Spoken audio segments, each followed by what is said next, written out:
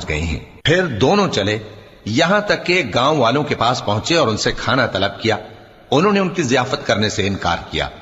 پھر انہوں نے وہاں ایک دیوار دیکھی جو گرا چاہتی تھی، تو خضر نے اس کو سیدھا کر دیا۔ موسیٰ نے کہا کہ اگر آپ چاہتے تو ان سے اس کا معاوضہ لے لیتے تاکہ کھانے کا کام چلتا۔